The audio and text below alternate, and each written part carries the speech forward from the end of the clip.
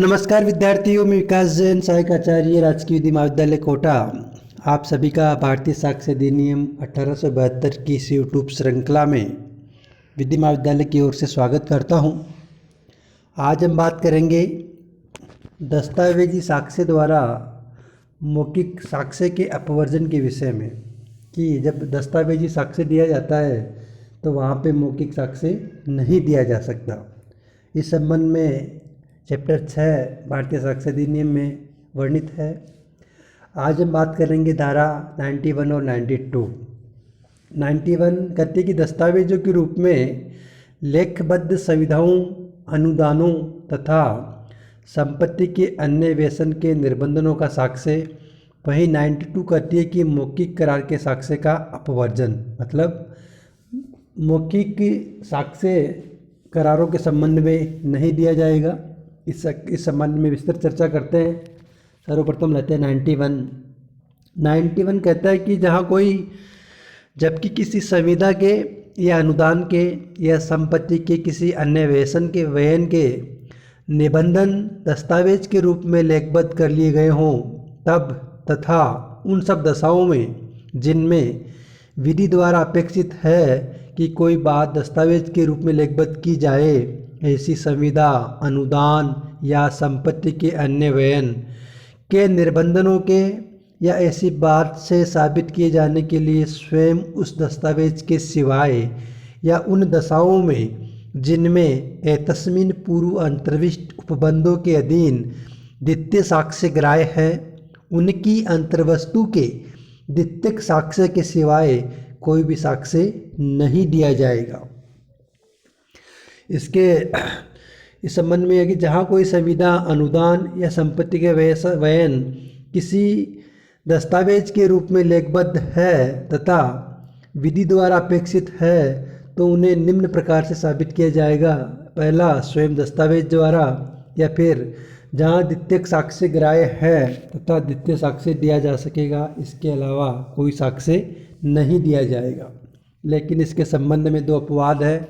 पहला अपवाद है, जहाँ विधि द्वारा अपेक्षित है कि किसी लोक ऑफिसर की नियुक्ति लिखित रूप में हो और तब ये दर्शित किया गया है कि किसी विशिष्ट व्यक्ति ने ऐसे ऑफिसर के नाते कार्य किया है, तब उस लेख का जिसके द्वारा वह नियुक्त किया गया था साबित किया जाना आवश्यक नहीं है।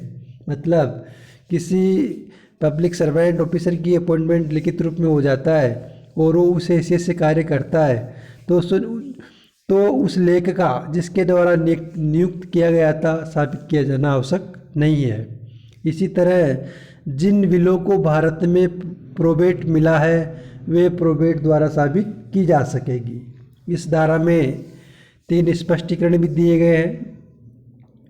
पहला कि ये धारा उन दशाओं को जिनमें निर्दिष्ट सुविधाएं, अनुदान या संपत्ति के व्ययन एक ही दस्तावेज में अंतर्विष्ट हैं तथा उन दशाओं को जिनमें वे एक से अधिक दस्तावेजों में अंतर्विष्ट है समान रूप से लागू है।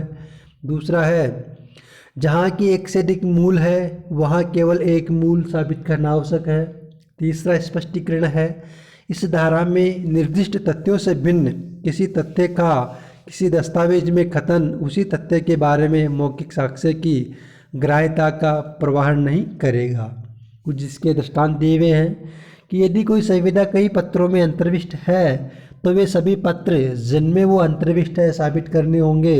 यदि कोई संविदा किसी विनिमय पत्र में अंतर्विष्ट है तो विनिमय पत्र साबित करना होगा। यदि विनिमय पत्र 3 परतों में लिखित है तो केवल एक को साबित करना आवश्यक है। एग्जाम्पल और है, ख से कतिपय निबंधनों पर क नील के परिधान के लिए लिखित संविदा करता है। संविदा इस तथ्य का वर्णन करती है कि ख ने क को किसी अन्य अवसर पर मौखिक रूप से संविदाकृत अन्य नील का मूल्य चुकाया था। मौखिक साक्ष्य पेश किया जाता है कि अन्य नील के लिए कोई संदाय नहीं किया गया, ये साक्ष्य ग्राह्य है। ग द्वारा दिए गए धन की रसीद ख को क देता है, संदाय करने का मौखिक साक्ष्य पेश किया जाता है, ये साक्ष्य ग्राह्य है। बात करते हैं धारा 92 की। 92 कहता है कि मौखिक करार के साक्ष्य का अपवर्जन। इसमें लिखा बताया कि जहाँ पर संविदा अनुदान या संपत्ति के अन्य वयन के निबंधनों को या किसी बात को जिसके बारे में विधि द्वारा अपेक्षित है कि वह दस्तावेज के रूप में लेखबद्ध की जाए अंतिम पिछली धारा के अनुसार साबित किया जा चुका हो, तब कि ऐसी लिखित के पक्षकारों या उसके या उनके हित प्रतिनिधियों के बीच के किसी मौखिक करार या कथन का कोई साक्ष्य उसके निबंधनों को खंडन करने के या उनमें फेरफार करने के या जोड़ने के या उनमें से घटाने के प्रयोजन के लिए ग्रहण न किया जाएगा। परंतु इसके इस धारा के अपवाद है कि इन परिस्थितियों में मौखिक साक्ष्य दिया जा सकता है।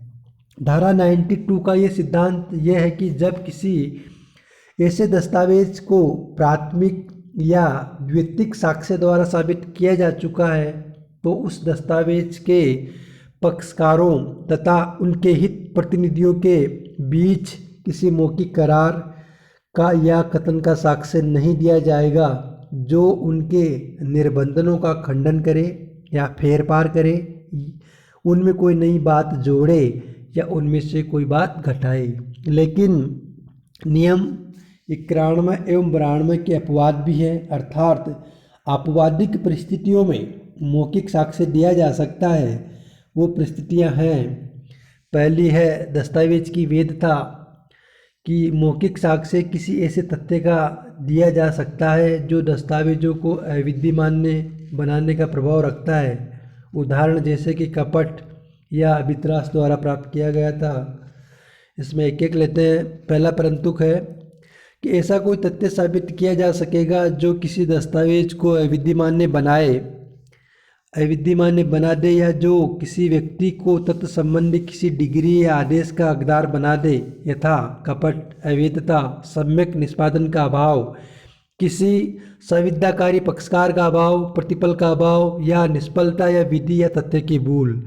दूसरा अपवाद है दस्तावेज जहां मौन हो और साथ में मौखिक करार हो। किसी विषय के बारे में जिसके बारे में दस्तावेज मौन है और जो उसके निबंधनों से असंगत नहीं है, किसी पृथक मौखिक करार का अस्तित्व साबित किया जा सकेगा। इस पर विचार करते समय कि वह परंतुक लागू होता है या नहीं, न्यायालय दस्तावेज की प्रारूपिकता की मात्रा को ध्यान में रखेगा। तीसरा है पुराभावी शर्त। ऐसी किसी संविदा, अनुदान या संपत्ति के वयन के अधीन कोई बाध्यता संलग्न होने की पूर्वभावी शर्त गठित करने वाली किसी पृथक मौखिक करार का अस्तित्व साबित किया जा सकेगा। उसके बाद पश्चातवर्ती शर्तें। किसी संविदा, अनुदान या संपत्ति के वयन को विखंडित या उपांतरित करने के लिए किसी सुभिन्न पाक्षिक मौखिक करार का अस्तित्व उन अवस्थाओं के सिवाय साबित किया जा सकेगा जिनमें विधि द्वारा अपेक्षित है ऐसी संविदा, अनुदान या संपत्ति का वयन लिखित हो अथवा जिसमें दस्तावेज के रजिस्ट्रीकरण के बारे में तत्समय प्रवर्त विधि के अनुसार उसका रजिस्ट्रीकरण किया जा चुका है। उसके बाद है रूढ़ि और प्रथा। कोई रूढ़ि या प्रथा जिसके द्वारा किसी संविदा में अभिव्यक्त रूप से वर्णित न होने वाली प्रसंगतियाँ उस प्रकार की संविदाओं से प्राय उपाबद्ध रहती है, साबित की जा सकेगी। परंतु ये तब जबकि ऐसी प्रसंगतियाँ का उपाबंधन संविदाओं के अभिव्यक्ति निबंधनों के विरुद्ध या उनसे संगत न हो। छठा है भाषा। कोई तथ्य जो ये दर्शित करता है कि किसी दस्तावेज की भाषा वर्तमान तथ्यों से किस प्रकार संबंधित है, साबित की जा सकेगी।